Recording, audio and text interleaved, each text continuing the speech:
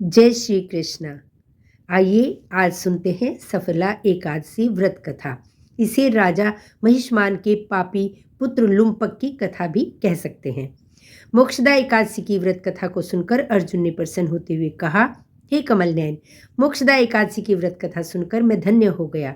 हे मधुसूदन, अब आप पौष मास के कृष्ण पक्ष की एकादशी की महिमा बताने की कृपा करें।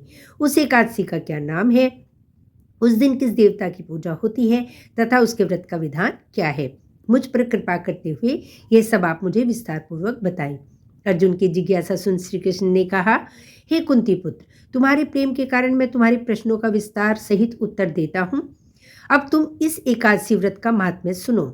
हे पार्थ, इस एकादशी के द्वारा भगवान विष्णु को शीघ्र ही प्रसन्न किया जा सकता है। पौष माह की कृष्ण पक्ष की एकादशी का नाम सफला एकादशी है। इस एकादशी के आराध्य देव नारायण हैं।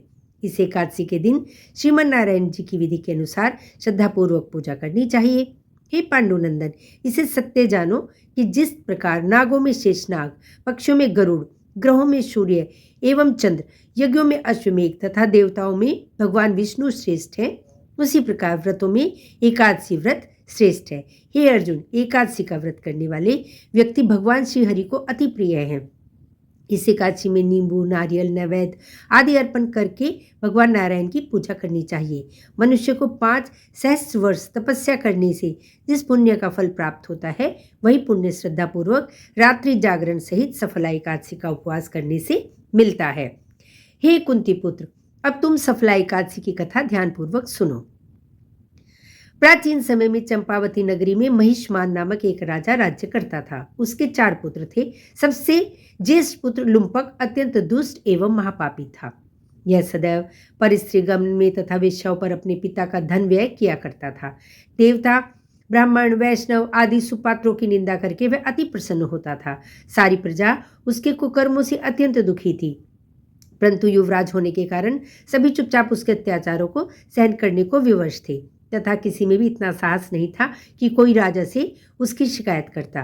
परंतु पाप अधिक समय तक गुप्त नहीं रहता है। एक दिन राजा महिष्मान को लुम्पक के कुकर्मों का पता चल ही गया।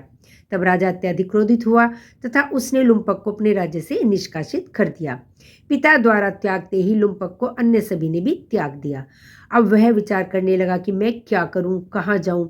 अंत में उसने रात्रि को पिता के राज्य में चोरी करने का निश्चय किया। वह दिन में राज्य से बाहर निवास करने लगा तथा रात्रि में अपने पिता की नगरी में जाकर चोरी तथा अन्य पाप कर्म करने लगा। रात्रि में वह जाकर नगर के निवासियों को मारता तथा कष्ट देता। वन में वह निर्दोष पशु पक्षियों की हत्या कर उनका भक्षण किया करता था। किसी किसी रात्रि में जब वह नगर में चोरी आदि करते पकड़ा भी जाता तो राजा के ही पहरेदार उसे छोड़ देते थे। कहते हैं कि कभी कभी अज्ञानतावश प्राणी ईश्वर की कृपा का पात्र बन जाता है। ऐसा ही कुछ लुम्पक के साथ भी हुआ। जिस वन में वह रहता था वह वन भगवान को भी बहुत प्रिय था। उस वन में एक प्राचीन पीपल का वृक्ष था तथा उस वन को सभी लोग देवी देवताओं का क्रीड़ा स्थल मानते थे। वन में उसी पीपल के वृक्ष के नीचे महापापी लुम्पक रहता था। कुछ दिवस पश्चात पौष मास के कृष्ण पक्ष की दशमी के दिन वस्त्रहीन होने के कारण लुम्पक तेज ठंड से मूर्छित हो गया। ठंड के कारण वह रात्रि को शयन भी नहीं कर सका तथा उसके हाथ पैर अकड़ गए। वह रात्रि अत्यंत कठिनता से व्यतीत हुई, किंतु सूर्योदय होने पर भी उसकी मूर्छा भंग नहीं हुई। वह जो का तो पड़ा रहा। सफला एकादशी के मध्याह्न काल तक वह पापी मूर्छित ही पड़ा रहा। जब सूर्य के तपने से उसे कुछ गर्मी मिली तब उसे होश आया तथा वह अपने स्थान से उठकर किसी प्रकार चलते हुए वन में भोजन की खोज करने लगा। उस दिन वह शिकार करने में असमर्थ था, इसलिए पृथ्वी पर गिरे हुए फलों को लेकर पीपल के वृक्ष के नीचे आ गया। तब तक भगवान सूर्य अस्ताचल को प्रस्थान कर गए थे। भूखा होते हुए भी वह उन फलों का सेवन न कर सका, क्योंकि वहां तो वह नित्य जीवों की हत्या कर उनका मांस भक्षण करता था और कहाँ वह फल ग्रहण करने को भी विवश है। उसे फल तनिक भी अच्छे नहीं लगे, अतः उसने उन फलों को पीपल की जड़ के समीप रख दिया तथा दुखी होकर बोला, हे ईश्वर, यह फल आपको ही अर्पण है, इन फलों से आप ही तृप्त हों। ऐसा कहकर वह रोने लगा तथा रात्रि में उसे निद्रा नहीं आई। वह रात्रि पर्यंत रुदन करता रहा। इस प्रकार उस पापी से अज्ञानतावश एकादशी का उपवास हो गया। उस महापापी के इस उपवास तथा रात्रि जागरण से भगवान श्री हरि अत्यंत प्रसन्न हुए तथा उसके सभी पाप नष्ट हो गए। प्रातःकाल होते ही अनेक सुंदर वस्तुओं से सुसज्जित एक दिव्य रथ आया तथा लुम्पक के सामने खड़ा हो गया।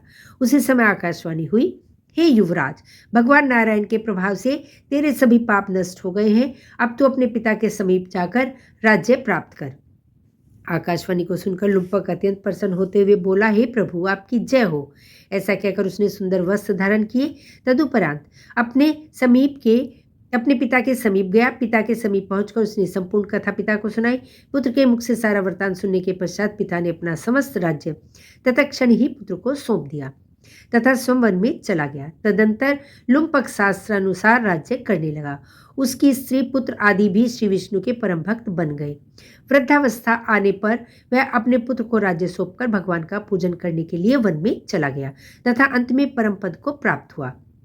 हे पार्थ, जो मनुष्य श्रद्धा व भक्ति पूर्वक इस सफला एकादशी का उपवास करते हैं, उनके सभी पाप नष्ट हो जाते हैं एवं अंततः मुक्ति प्राप्त होती है।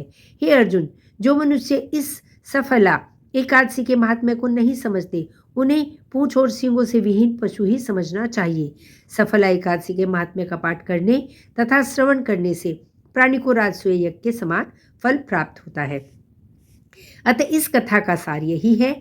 यह सफला एकादशी की कथा हमें भगवान के अति कृपालु होने का भान कराती है। यदि कोई मनुष्य अज्ञानतावश भी मनुष्य प्रभु का स्मरण करे तो उसे पूर्ण फल की प्राप्ति होती है। यदि मनुष्य निश्चल भाव से अपने पापों की क्षमा याचना करे तो भगवान उसके बड़े से बड़े पापों को भी क्षमा कर देते हैं। लुम्पक जैसा महापापी भी भगवान श्री हरि की कृपा से बैकुंठ का अधिकारी बना। जय श्री कृष्ण।